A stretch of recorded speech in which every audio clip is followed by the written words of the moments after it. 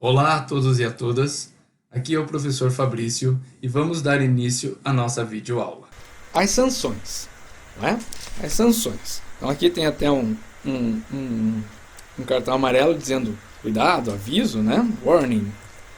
Tá? Uma advertência é um cartão amarelo. Então sempre relacione. Advertência, né? Como está ali warning, uma advertência é um cartão amarelo. Deverá ser dado quando acontece faltas que não coloquem em perigo a integridade física do adversário. Um empurrãozinho ou um puxão, nada que vá causar algum dano ao adversário. Tá certo? Cartão amarelo. Infração no ato da execução de um tiro. Um tiro livre, vai executar um tiro livre, o teu jogador estava para frente da linha tracejada em 9 metros. Não é? Ele estava na área de 9 metros ali. Opa, isso é cartão amarelo.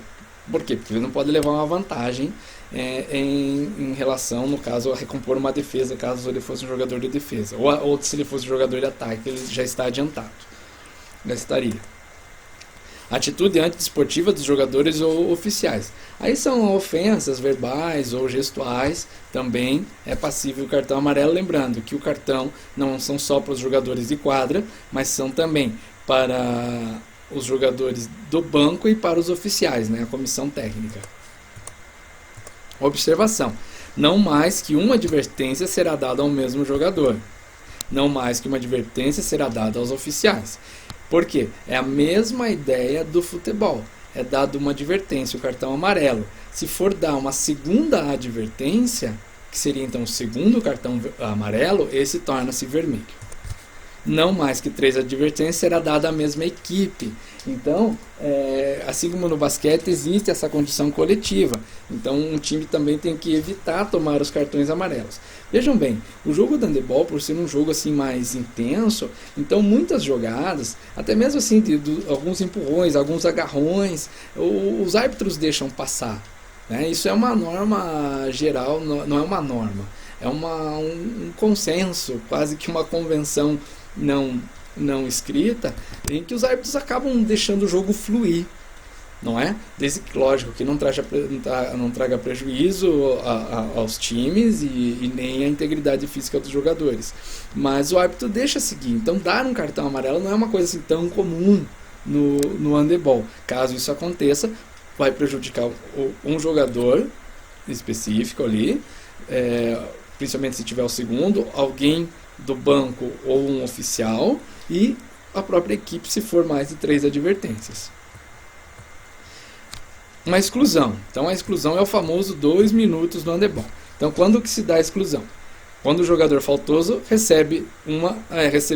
já recebeu uma advertência. Então ele recebeu uma advertência, a segunda advertência pode ser a exclusão.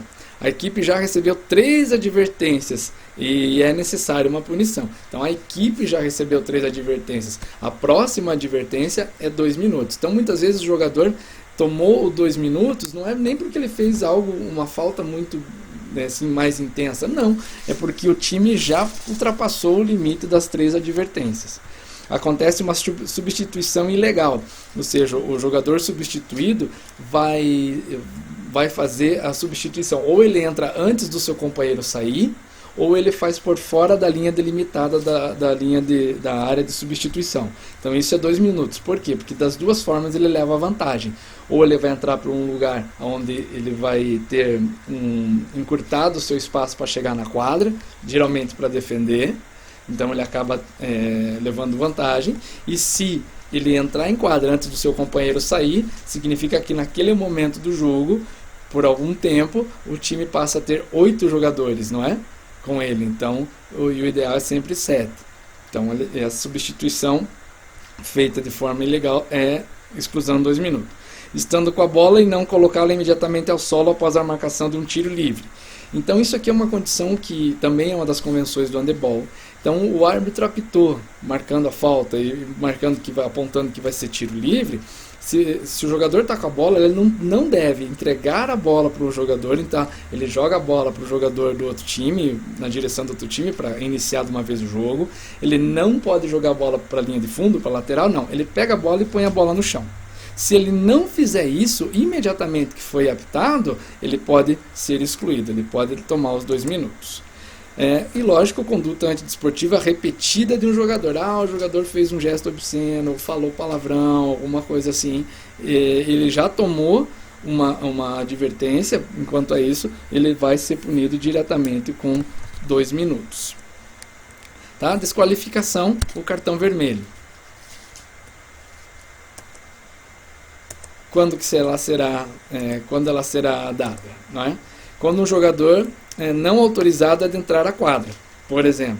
Aí vai haver o jogador chegou atrasado e entrou na quadra para compor o time. Ele nem entregou a documentação dele ali, nem foi verificado nada, ou ele não poderia entrar porque ele está suspenso e ele entrou, né, é cartão vermelho. Mas principalmente se ele não estava ali na lista e entrou na quadra, ou ainda não apresentou a documentação. Isso é bem comum que acontece em jogos escolares, quando a criança às vezes a criança, o jovem, enfim, faz vários jogos e daí ele chega meio atrasado para aquele jogo de handebol, porque ele estava jogando outra modalidade, participando de outra modalidade. Aí ele chega e daí, em vez de entregar a documentação e o professor já ali o jogo já começou, ele entra, senta e o técnico manda entrar e ele não tinha nem apresentado a identidade ainda. Então ele vai receber um cartão vermelho.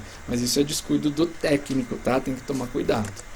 Tá? Por atitude antidesportiva de um oficial, depois que um deles já tenha recebido uma exclusão. Então, na verdade, segue a sequência, né? Advertência, exclusão, cartão vermelho pela mesma condição antidesportiva. Por falta que coloque em perigo a integridade física do adversário. Então, aquelas faltas muito maldosas, aquelas faltas que realmente podem lesionar o adversário, não vai passar nem por advertência, nem por exclusão, é direto cartão vermelho, vai ser desqualificado fora da quadra, vai para o chuveiro mais cedo. Conduta antidesportiva grosseira de um jogador oficial, mais ou menos da mesma ideia, dentro ou fora da quadra. Então o jogador tá fora da quadra, não vai poder jogar, tá sentado lá. Ele sendo jogador do time, mas não podendo atuar ali, de repente tá lá lesionado, mas tá lá fora, tá na arquibancada, ele sabendo que ele é o jogador do time, porque muitas vezes é uma sequência, é um campeonato, já jogam várias vezes. Ele pode tomar, se ele for jogador, pode tomar um cartão vermelho, se for um oficial, e vai também ter essa punição. Por agressão dentro ou fora do tempo de jogo. Isso aqui é bem interessante, gente, pelo seguinte: a partir do momento que termina o jogo no handebol, o que acontecer ali na saída, no final do jogo, onde os times já estão se dirigindo para ir para os vestiários, se acontecer uma briga, acontecer alguma coisa e for possível detectar quem começou, como é que começou e o responsável, é colocado como cartão vermelho. É dado o cartão vermelho, sim. Em função da terceira exclusão ao mesmo jogador. É aquela história. O jogador tem uma história que é muito engraçada num time que um desses jogos escolares assim da cidade, a pessoa não entendia bem o handebol, entrou meio que para completar o time, e o outro jogador estava cansado e ele foi substituir. Quando ele entrou em quadra, a primeira ação dele na defesa foi acertar o jogador do ataque. O que aconteceu? 2 minutos, foi ele sentar. A partir do momento que passou os 2 minutos, ele ficou no banco.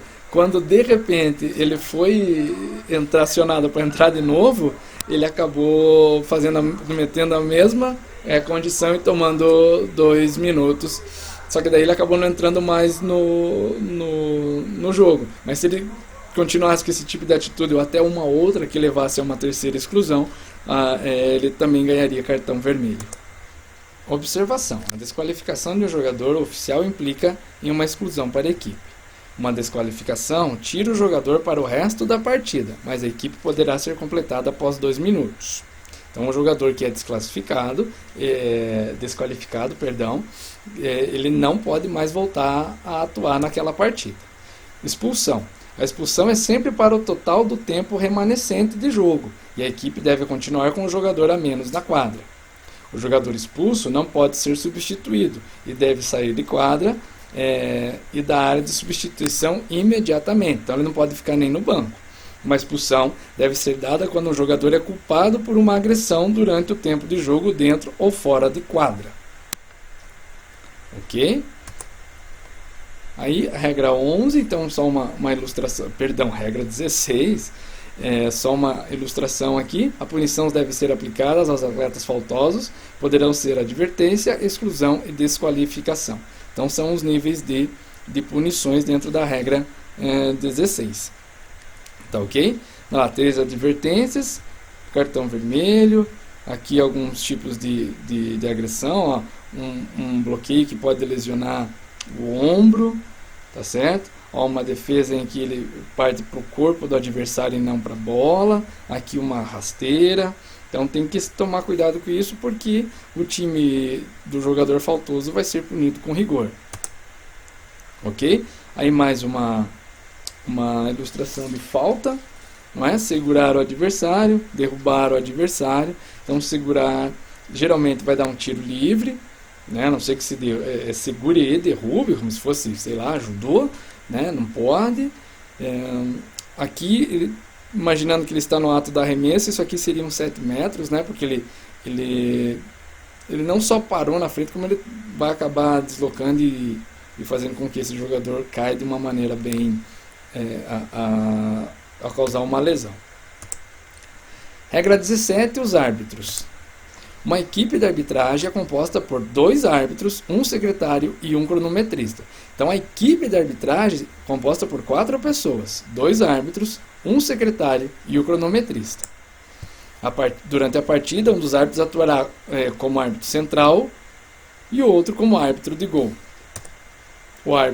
Os árbitros monitoram a conduta das equipes desde a chegada até a saída. Então, lembrando lá das condições do cartão, até mesmo do cartão vermelho, tudo que ocorrer após o término do jogo, mas que ainda esteja ali no ambiente da quadra, pode haver interferência do árbitro, sim. E se ao chegar, os jogadores chegarem e tiver algum tipo de manifestação, um tipo de insulto entre eles, ele também pode atuar, né, punindo eles mesmo antes de começar a partida.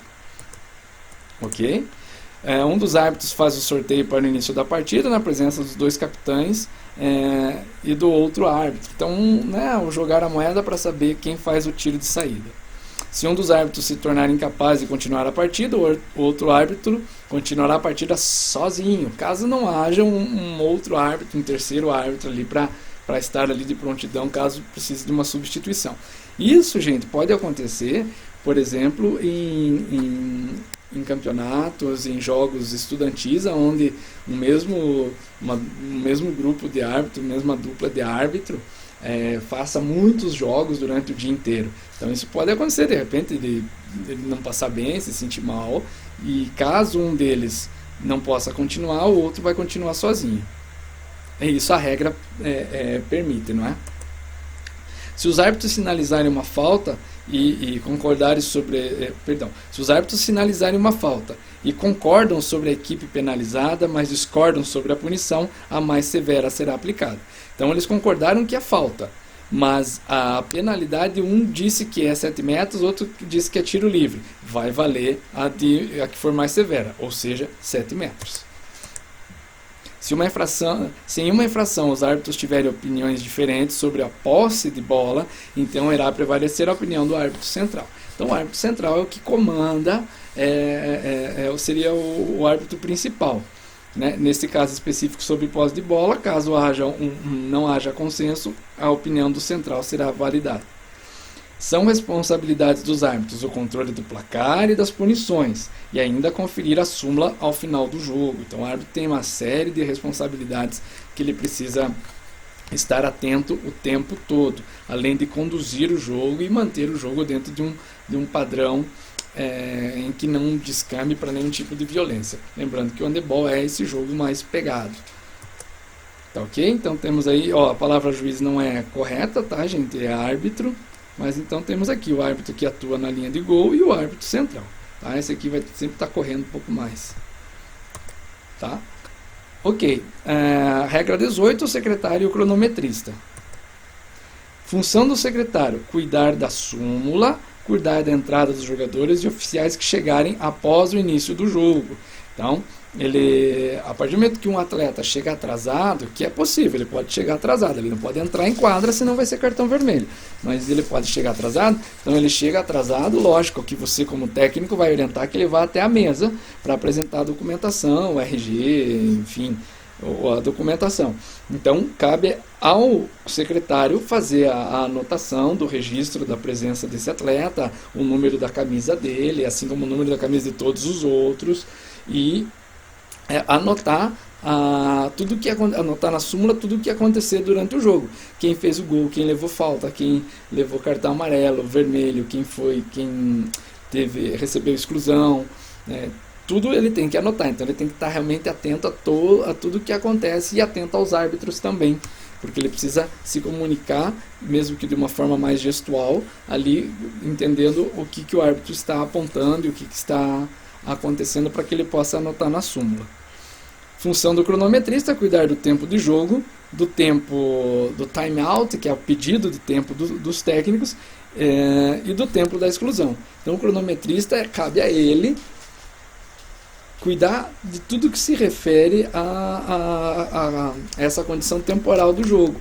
E principalmente a exclusão, que é um dos pontos que mais dá, não diria que dá problema, mas que a partir do momento que um atleta é dada a exclusão, ele já tem que marcar para que não diga que marcou depois e que leve mais tempo que os 2 minutos, que isso o técnico pode recorrer e tudo mais, tá?